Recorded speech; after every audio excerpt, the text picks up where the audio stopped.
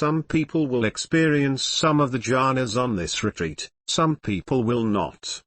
The likelihood of you experiencing a jhana is inversely proportional to the amount of desire that you have for it.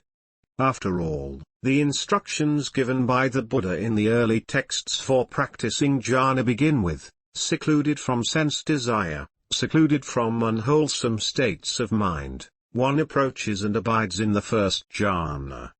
In order to experience a jhana, it is necessary to temporarily abandon the 5 hindrances, sense desire, ill will, sloth and torpor, worry and flurry, doubt. However, if you are craving a jhana, you've got sense desire and an unwholesome state of mind. You have to set those aside to be able to enter the jhana. The method for entering jhana begins with generating access concentration. You begin by sitting in a comfortable, upright position. It needs to be comfortable, because if there is too much pain, aversion will naturally develop in the mind. You may be able to sit in a way that looks really good, but if your knees are killing you there will be pain and you will not experience any jhanas. So you need to find some way to sit that is comfortable. But it also needs to be upright and alert, because that tends to get your energy going in a beneficial way that keeps you awake. If you are too comfortable you will be overcome with sloth and torpor, which is an unwholesome state of mind that is totally useless for entering the jhanas.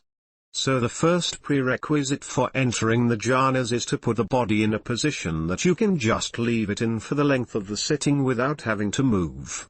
If you have back problems or some other obstacle that prevents you from sitting upright, then you need to find some other alert position that you can maintain comfortably. Now this is not to say that you cannot move. It may be that you have taken a position and you discover that, my knee is killing me, I have to move because there is too much aversion. If you have to move, you have to move. Okay, be mindful of moving. The intention to move will be the before the movement. Notice that intention, then move very mindfully, and then resettle yourself into the new position. And notice how long it takes for the mind to get back to that place of calm that it had before you moved. It is very important that you not move unmindfully. This process encourages you to find a position where you don't have to move, because you'll notice the amount of disturbance that even a slight movement generates. And in order to get concentrated enough to have the jhanas manifest, you need a very calm mind. Generating access concentration can be done in a number of ways. Today I will mostly talk about generating it using the breath, a practice known as anapanasati. The first word, anapana, means in-breath and out-breath, while the word sati means mindfulness. The practice is therefore mindfulness of breathing. When practicing anapanasati, you put your attention on the breath. It is probably better if you can observe the physical sensations of the breath at the nostrils or on the upper lip, rather than at the abdomen or elsewhere. It is better because it is more difficult to do, therefore, you have to concentrate more. Since we are trying to generate access concentration, we take something that is doable, though not terribly easy to do, and then we do it. When watching the breath at the nose, you have to pay attention very carefully. In doing so you will watch the sensations, and then your mind will wander off. Then you'll bring it back, and it will wander off, then you'll bring it back and it will wander off. Eventually though, maybe not in the next sitting, maybe not even in the next day, but eventually, you'll find that the mind sort of locks into the breath. You've been going first to one side and then the other, and finally you're there, and you know that you're there. You're really with the breath and the mind is not wandering off. Any thoughts that you have are wispy and in the background. The thoughts might be something like, wow, I'm really with the breath now, as opposed to, when I get to Hawaii, the first thing I'm going to do is. When the thoughts are just slight, and they're not really pulling you away, you're with the sensations of the breath. This is the sign that you have gotten to access concentration. Whatever method you use to generate access concentration, the sign that you have gotten to access concentration is that you are fully present with the object of meditation. So if you are doing loving kindness meditation, you're just fully there with the feelings of metta, you're not getting distracted. If you're doing the body sweeping practice, you're fully there with the sensations in the body as you sweep your attention through the body. You're not thinking extraneous thoughts, you're not planning, you're not worrying, you're not angry, you're not wanting something. You are just fully there with whatever the object is. If your practice is anapanasati, there are additional signs to indicate you have arrived at access concentration. You may discover that the breath becomes very subtle. Instead of a normal breath, you notice you are breathing very shallow. It may even seem that you've stopped breathing altogether. These are signs that you have arrived at access concentration. If the breath gets very shallow, and particularly if it feels like you've stopped breathing, the natural thing to do is to take a nice, deep breath and get it going again. Wrong. This will tend to weaken your concentration. By taking that nice deep breath, you drop down the level of concentration. Just stay with that shallow breathing. It's okay. You don't need a lot of oxygen, because you are very quiet. If the breath gets very, very subtle, or if it disappears entirely, instead of taking a deep breath, shift your attention away from the breath to a pleasant sensation. This is the key thing. You watch the breath until you arrive at access concentration, and then you let go of the breath and shift your attention to a pleasant sensation. There is not much point in watching the breath that has gotten extremely subtle or has disappeared completely. There's nothing left to watch. Shift your attention to a pleasant sensation, preferably a pleasant physical sensation.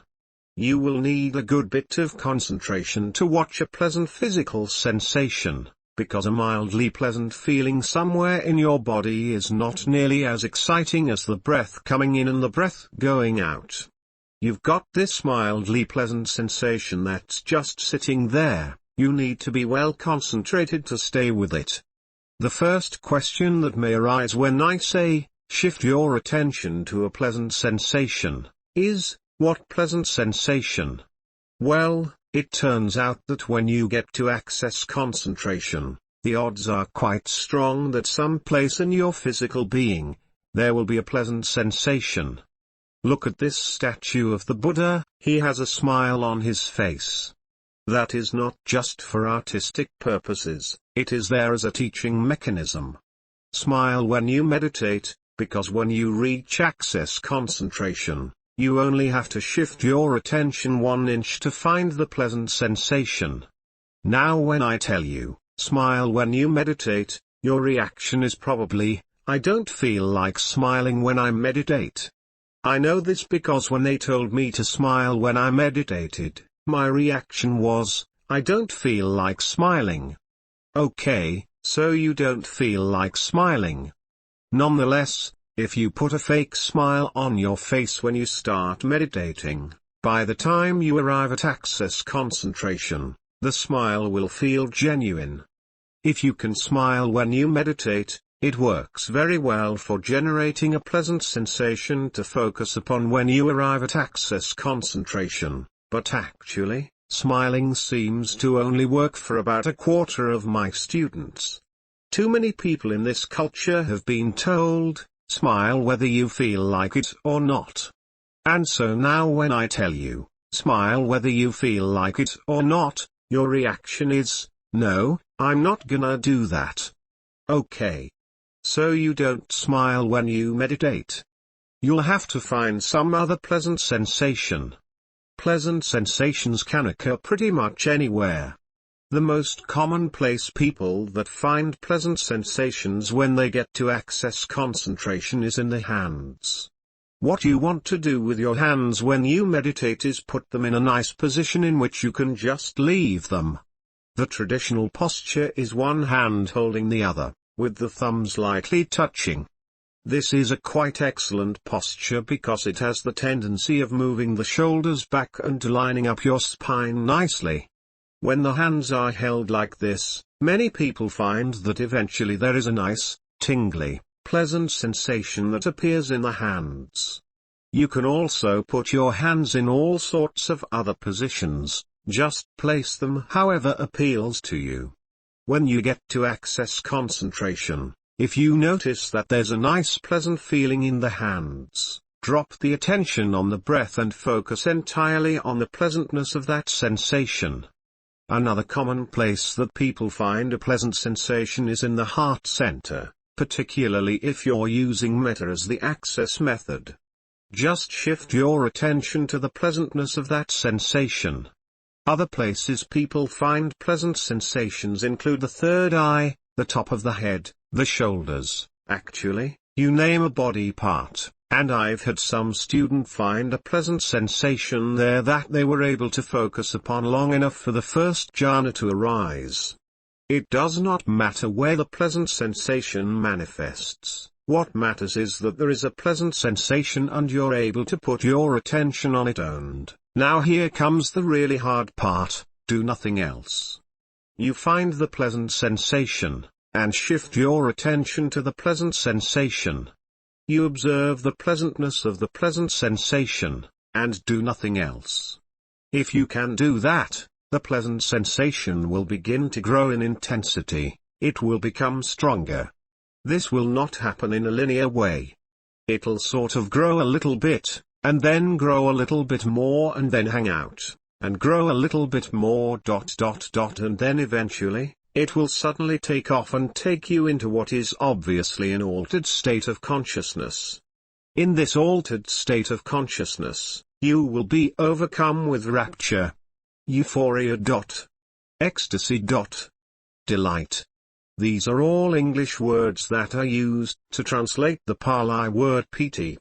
Piti is this physical sensation that literally takes you over and takes you into an altered state. It will be accompanied by an emotional sensation of joy and happiness. The Pali word is sukha, the opposite of dukkha, pain, suffering. And, if you remain one-pointed on this experience of piti and sukha, that is the first jhana. So to summarize the method for entering the first jhana, you sit in a nice comfortable upright position, and generate access concentration by putting and maintaining your attention on a single meditation object. When access concentration arises, then you shift your attention from the breath, or whatever your method is, to a pleasant sensation, preferably a pleasant physical sensation. You put your attention on that sensation, and maintain your attention on that sensation, and do nothing else. The hard part is the do nothing else part. You put your attention on the pleasant sensation, and nothing happens, so you might think to yourself, he said something was supposed to happen. No, I did not say to make comments about watching the pleasant sensation. Or, you might put your attention on the pleasant sensation and it starts to increase, so you think, oh, something's happening. No. Or it comes up just a little bit and then it stops, and you sort of try and help it.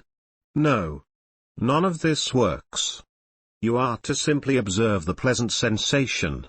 You become totally immersed in the pleasantness of the pleasant sensation. And I mean by this just what I say, the pleasantness of the pleasant sensation.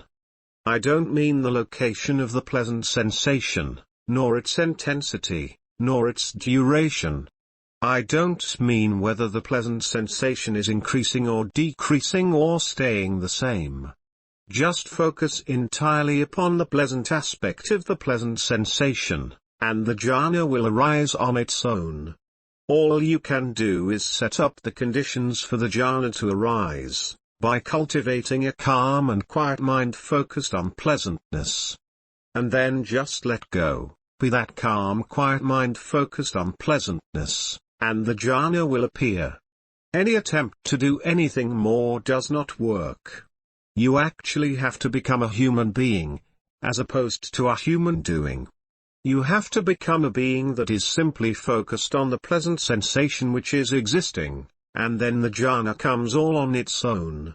So now I have given you the instructions for the first jhana. It's a little bit foolish for me to be giving it on the first day of the retreat, because you're not likely to get there anytime soon.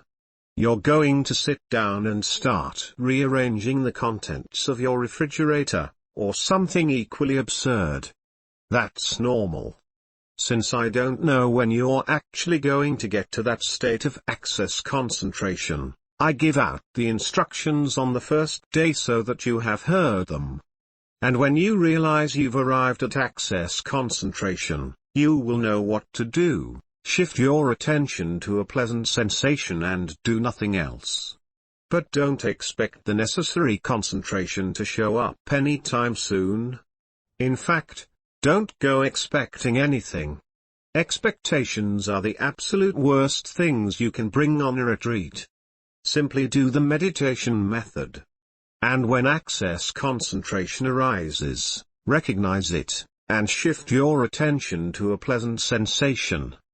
Don't try to do the jhanas. You can't. All you can do is pay attention to the object of meditation, and recognize when it's time to pay attention to another object. These are the instructions.